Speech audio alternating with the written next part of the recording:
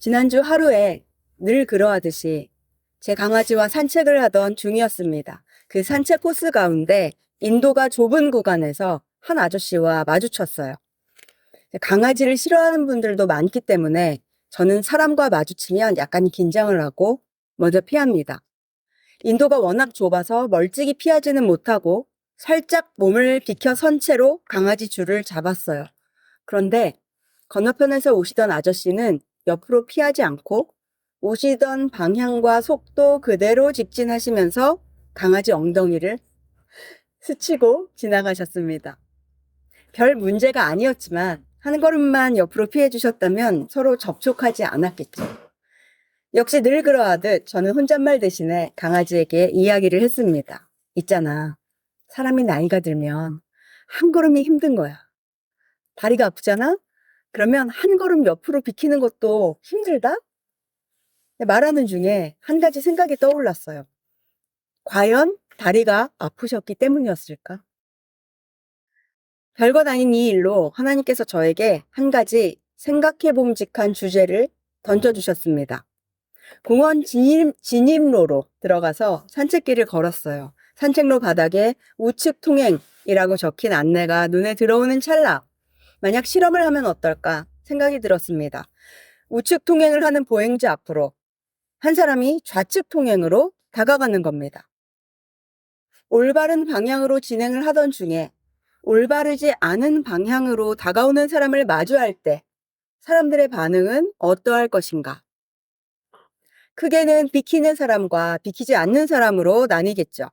비켜주는 사람은 또 별 생각 없이 비켜주는 사람과 순전하게 배려심으로 비켜주는 사람, 또는 비켜주기 싫지만 마지못해 비켜주는 사람으로 나뉠 겁니다. 후자의 경우엔 마음에 비판이 올라오겠죠. 뭐야, 왜 좌측으로 오고 그래? 짜증나지만 부딪히기 싫으니까 그냥 내가 피하고 만다.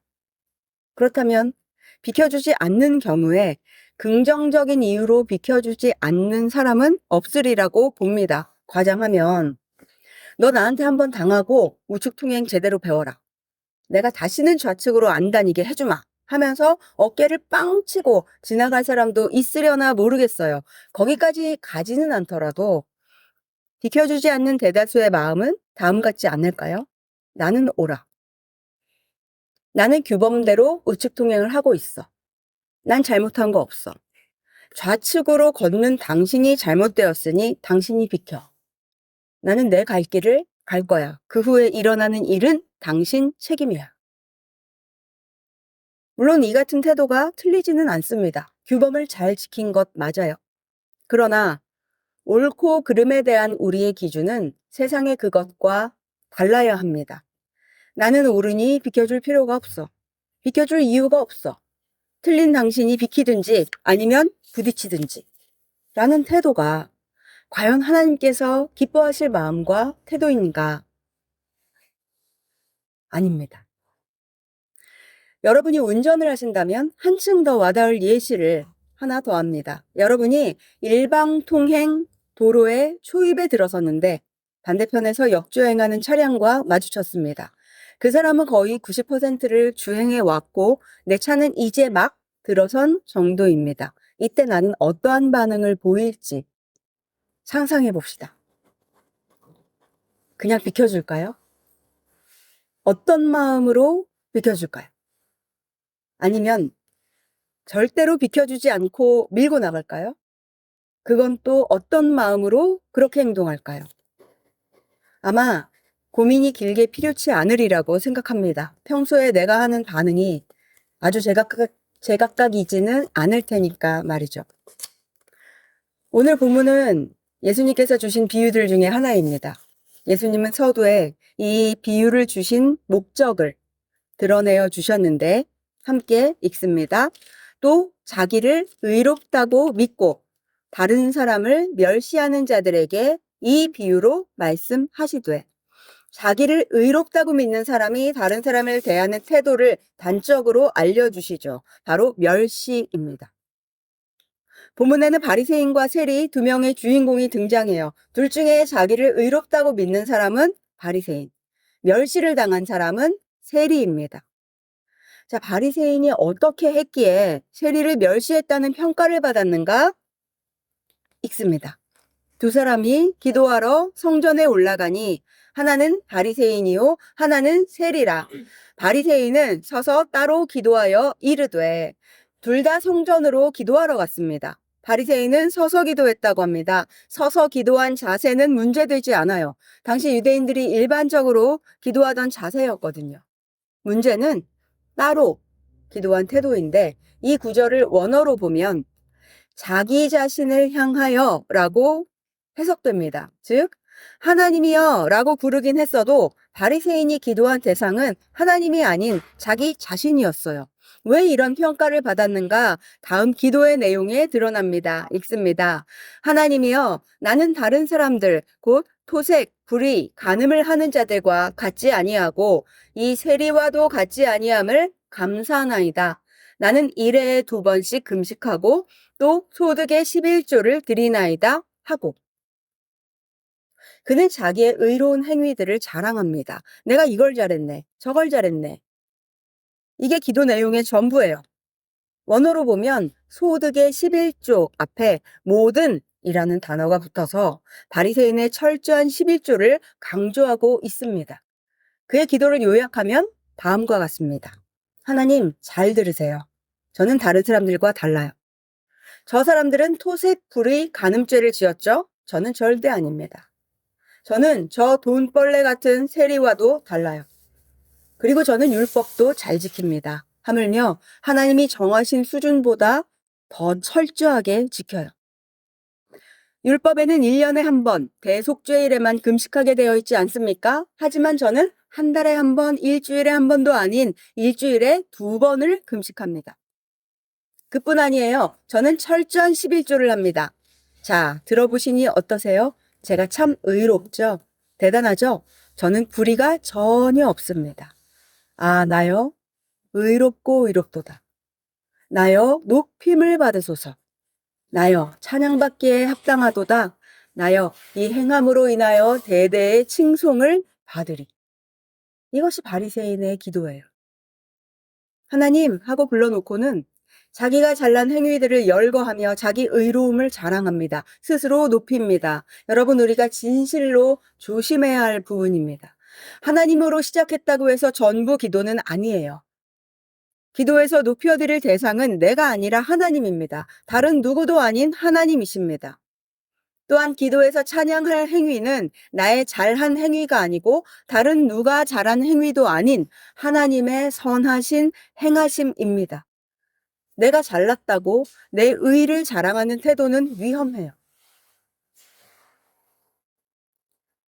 아니, 잘난 부분을 잘났다고 말하는 정도가 어때서요? 단순히 말하는 건데요? 라는 생각이 잘못된 이유를 알려드립니다. 자랑은 그 자체로 상대방을 멸시하는 태도입니다.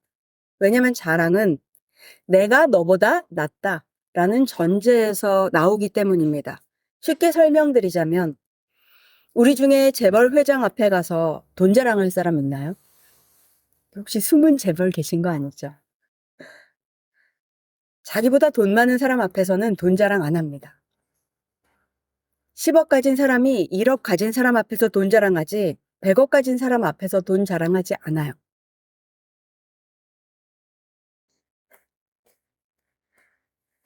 아무리 좋은 대학 나왔다 해도 그것보다 더 좋은 대학 나온 사람 앞에 가서 학벌 자랑하지 않습니다. 소위 후진국 대통령이 미국 대통령 앞에 가서 권력 자랑하지 않고 무명 배우가 국민 배우 별명을 가진 그런 배우 앞에 가서 유명세를 자랑하지 않습니다. 또 중고등학교 전부 수석에 세계 최고의 대학 수석 입학에 수석 졸업에 세계 최고의 기업에 스카웃되고 말썽도 한 번 부리지 않고서 결혼도 잘한 자녀를 둔 누군가, 그런 사람이 있는지는 모르겠지만 어쨌든 뭐로 보나 내 자녀보다 뛰어난 자녀를 가진 부모 앞에서 내 자식 자랑하는 부모도 없고 말이죠. 그쵸? 자랑은 나보다 못하다고 여겨지는 사람 앞에서 나옵니다. 자기 의를 자랑함도 다르지 않아요. 내가 당신보다 의롭다는 태도에서 자랑이 나오기에 그것은 곧 상대를 멸시하는 태도라고 예수님께서 판단하셨습니다. 지금 이 바리새인의 기도는 두 상대를 멸시합니다. 첫째 세리, 둘째 하나님입니다. 여러분, 우리가 이 무서운 사실을 결코 잊지 말아야겠습니다. 의로움, 자기 의로움과 남을 멸시함은 함께 가요. 나 잘났다고 여기며 자랑하는 자기 의에 대해서 마귀는 그 죄의 위중함을 자꾸 희석시키죠. 나 혼자 자랑하는데 뭐 어때? 자랑 정도가 뭐 어때? 그 죄의 크기를 축소시키려 들지만 거듭 말씀드립니다. 자랑은 반드시 대상이 있어요. 어떤 사람에게 하든지 아니면 기도로 포장하여 하나님께 합니다. 그런데 이 자랑이 반드시 멸시와 함께 간다니까요. 즉 하나님도 내 자랑을 들을 만한 대상, 나보다 못하다는 대상으로 취급한다는 의미가 되죠. 세상에. 여러분, 우리가 오늘 이 자랑하는 죄의 실체를 명확히 알고 가야겠습니다.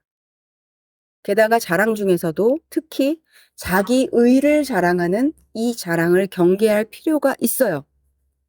왜냐하면 그리스도인이 되면 세상적 자랑을 하지 말아야 된다는 사실은 압니다. 그래서 자랑의 종류가 바뀌어요. 자기 의로움을 주된 자랑으로 삼게 되며 그 자랑 역시 멸시와 함께 갑니다. 어머, 그 사람 그러더라. 저 사람은 또 왜 저래? 하는 비판의 기저에는 나는 그러지 않아. 라는 전제가 깔렸어요. 뭐야, 왜 좌측 통행을 해? 라는 말을 똑같이 좌측 통행하는 사람이 하지는 않습니다.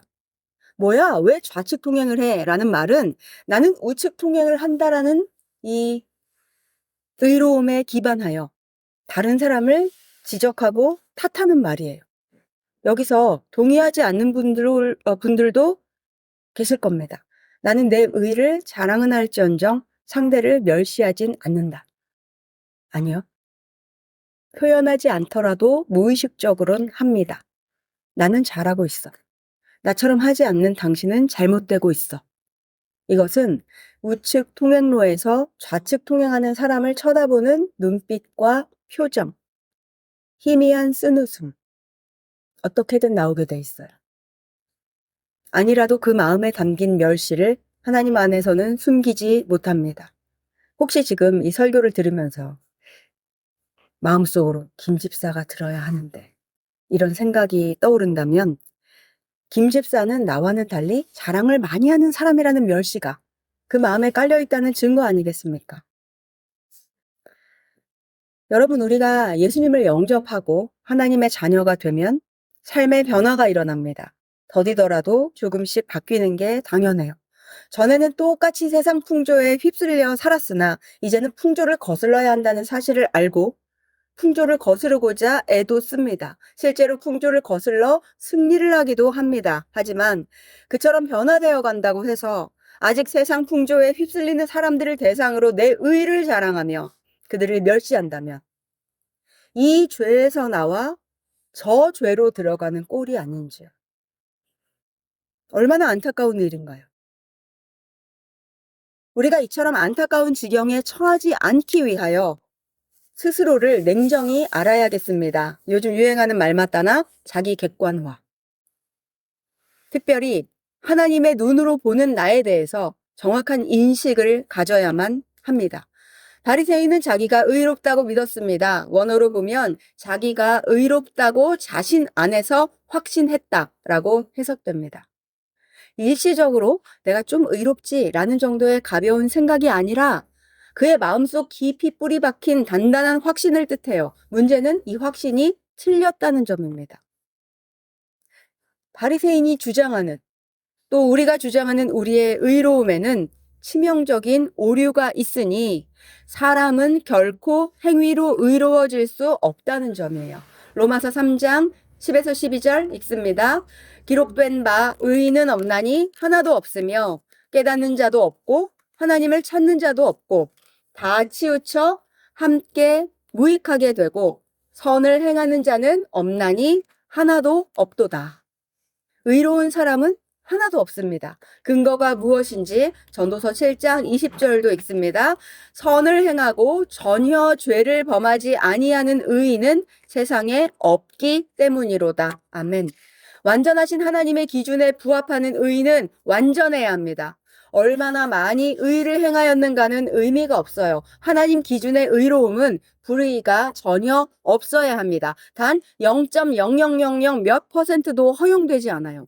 이 기준이면 더 설명이 필요치 않습니다. 어떤 사람도 하나님 앞에 의롭지 못해요. 의인은 하나도 없습니다. 다만 사람이 의인이 되는 길이 있으니 오직 하나, 사람의 행위로서가 아닌 하나님의 은혜로서 가능합니다. 있습니다. 모든 사람이 죄를 범하였음에 하나님의 영광에 이르지 못하더니 그리스도 예수 안에 있는 속량으로 말미암아 하나님의 은혜로 값없이 의롭다 하심을 얻은 자 되었느니라. 아멘.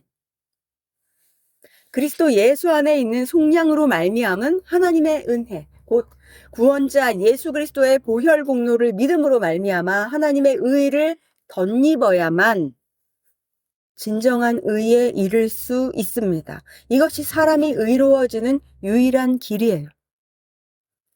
그리고 이처럼 하나님의 은혜로 의롭게 된 사람은 겸손합니다. 스스로 의롭다고 확신하는 사람과 달라요. 세리의 기도를 봅니다. 본문 13절 읽습니다. 세리는 멀리 서서 감히 눈을 들어 하늘을 쳐다보지도 못하고 다만 가슴을 치며 이르되 하나님이여 불쌍히 여기소서 나는 죄인이로소이다 하였느니라. 세리는 자기 의를 내세우지 않습니다. 아니 동족의 고혈을 빨아먹은 자가 무슨 의로움이 있겠냐고요? 글쎄요. 자기 의랍시고 내세울 거리를 하나도 가지지 못한 사람은 없습니다. 이렇게 말할 수도 있지 않을까요?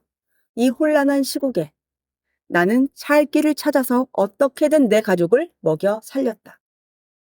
너희가 뭐라고 해도 상관없다. 나는 내가 욕먹는 것을 감수하고 내 새끼들을 밥 굶지 않게 만들었고 물려줄 넉넉한 유산도 마련했다. 이게 내 의로움이다. 얼마든지 이렇게 말할 수 있잖아요.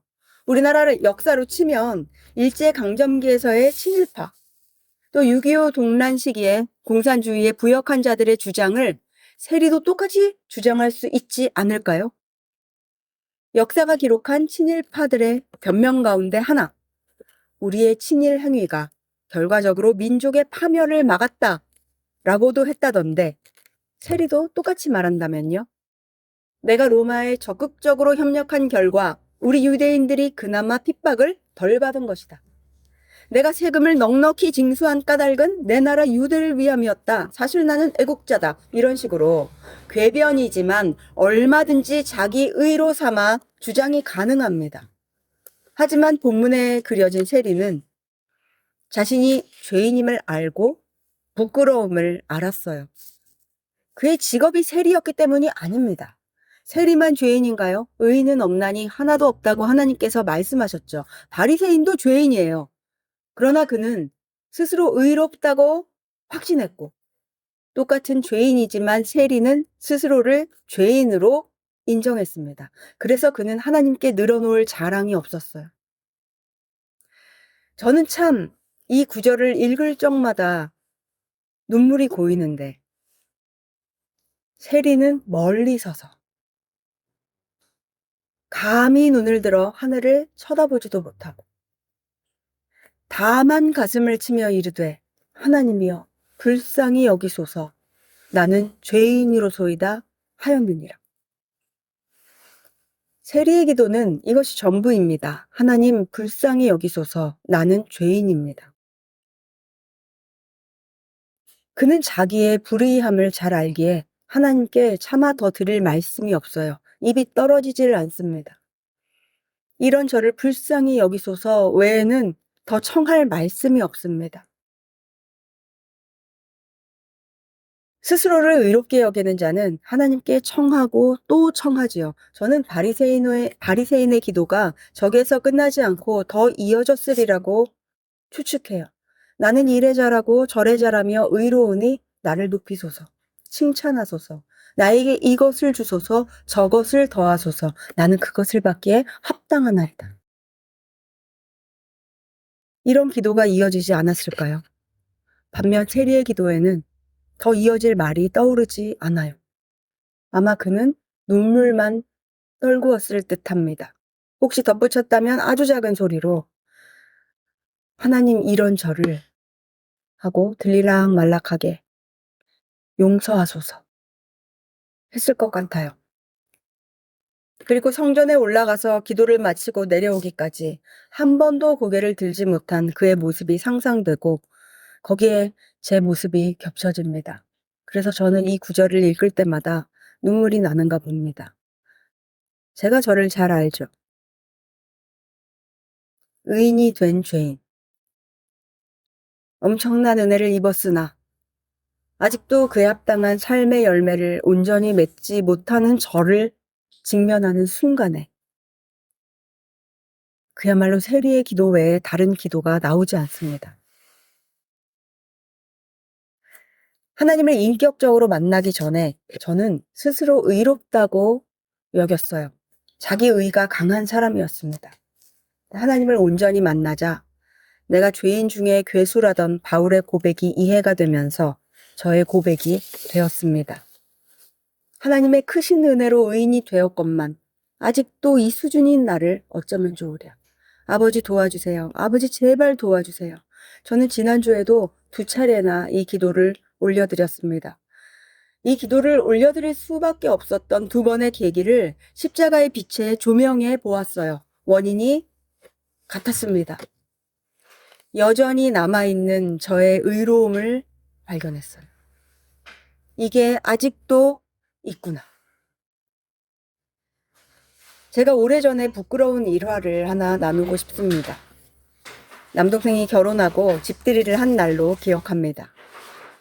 부모님을 모시고 갔는데 융숭한 저녁 식사를 대접받은 후 아버지께서 주무시고 가고 싶다는 거예요. 제가 펄쩍 뛰었어요. 아빠 안 돼. 아빠 그러면 주책 시아버지 되는 거예요. 아니 올케가 준비하느라고 얼마나 힘들었을 텐데 우리가 얼른 떠나야 후다닥 정리하고 쉬지. 무슨 잠을 자요. 이러면서 억지로 모시고 왔어요. 당시에는 스스로도 속았습니다.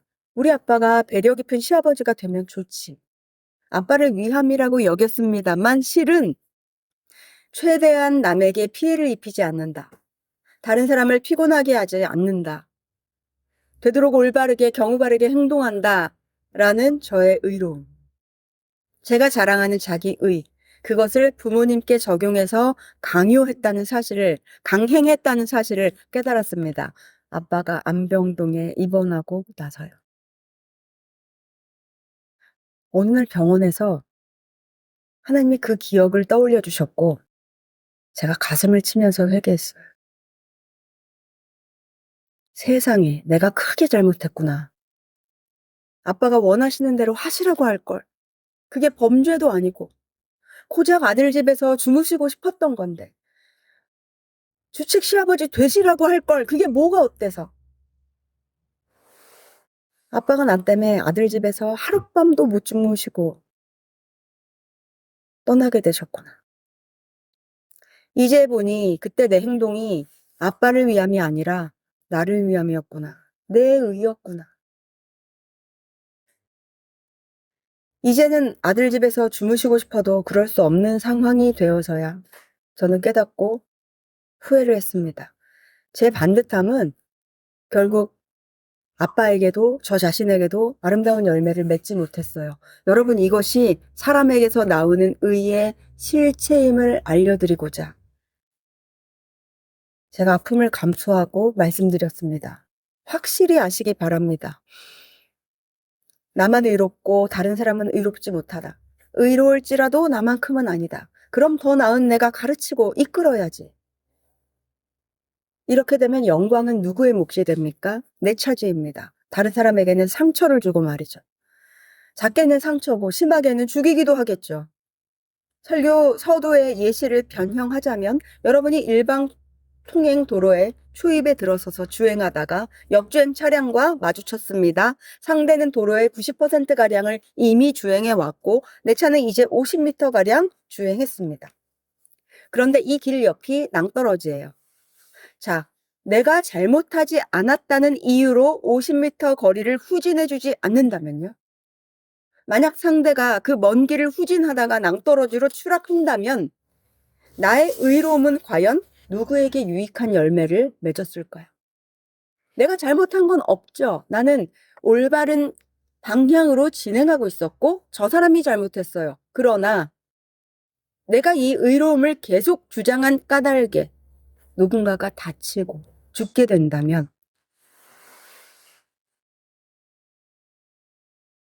나에게 맺힌 유익한 열매는 과연 무엇이겠습니까?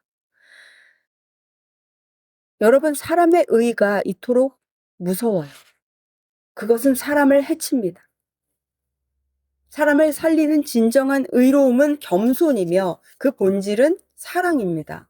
예수님께서 우리에게 참된 본을 보여주셨죠. 우리를 긍휼히 여기사 한껏 낮아져서 십자가에 달리셨습니다. 우리를 의롭게 하기 위하여 기꺼이 가장 불의한 존재가 되어주셨어요. 바로 이 점을 우리가 결코 잊으면 안 됩니다. 가장 의로우신 분은 기꺼이 가장 불의한 존재가 되기를 택하셨건만 그 은혜를 입어 의롭게 여김을 받은 자가 자기의 의로움을 주장한다면 예수님의 사랑과 그분을 보내신 하나님의 은혜를 모독하는 죄라는 사실을 기억하면 좋겠습니다.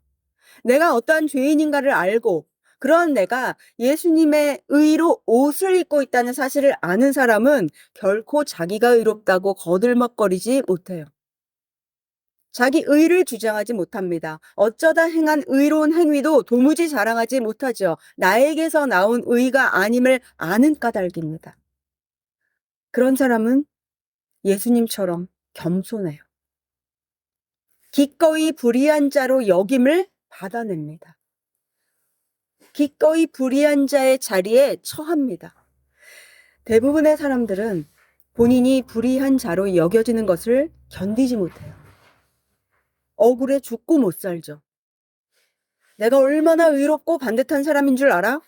자신이 의롭다는 사실을 증명하고자 있는 힘을 다해요. 변명하고 그러기 위해 남의 허물을 들추고 공개하고 공격합니다. 물론 모든 억울함을 참으라는 말씀은 아닙니다. 상황에 따라 하나님의 뜻이 다를 테니까요. 다만 하나님께서 나로 하여금 억울한 상황, 불의한 입장에 처하도록 허락하셨다면 그 중에 어느 경우에는 이렇게 해석하십시오. 어느샌가 나도 모르게 고개를 든 내 의를 드러내고 깨뜨리시기 위함이구나. 여러분, 반듯한 성품이신가요? 그러면 언제든 어떤 대상에게든 어떤 상황에서든 반듯하다고 자신할 수 있으신지요? 우리는 나 자신을 위함에 있어서는 얼마든지 그 반듯함을 굽혀요. 나는 법 없이도 산다, 의롭다라고 자부하십니까? 100% 완벽하게 그러하다고 주장할 수 있으신지요? 없습니다. 우리가 자신을 알고 겸손하기 원합니다. 본문 마지막 구절 읽습니다. 내가 너희에게 이르노니 이에 저 바리새인이 아니고 이 사람이 의롭다 하심을 받고 그의 집으로 내려갔느니라. 무릇 자기를 높이는 자는 낮아지고 자기를 낮추는 자는 높아지리라 하시니라. 자기가 의롭다고 주장한 바리새인은 하나님께로부터는 의롭다함을 받지 못한 반면 자기가 죄인임을 인정하고 아파한 세리는 하나님께 의롭다는 인정을 받았어요. 진정한 의는 겸손으로 증명됩니다. 바리새인이 보여준 사람의 자기 의는 교만이에요. 교만은 패망의 선봉이기에 자기 의는 타인도 망하게 하고 종국에는 그 사람 자신도 패망하게 만듭니다. 반대로 하나님의 의를 덧입은 진정한 의는 타인도 살리고 그리고 그 사람 자신도 살게 합니다. 어떤 사람 되시겠습니까? 율법은 하나님께서 주신 것이나 율법 주의는 마귀가 준 것임을 알고 율법의 완성이신 예수님의 겸손과 사랑을 본받읍시다. 우리로서는 불가능한 일이니 겸손하게 인정하고 성령 하나님의 도우심을 구함으로써 매 순간 나날이 변화되는 지혜로운 우리가 되기를 바랍니다. 죄인을 의인이라 칭해 주시고 날마다 칭의에 합당한 사람으로 변화시켜 가시는 하나님의 은혜가 오늘도 우리를 주장하십니다. 아멘.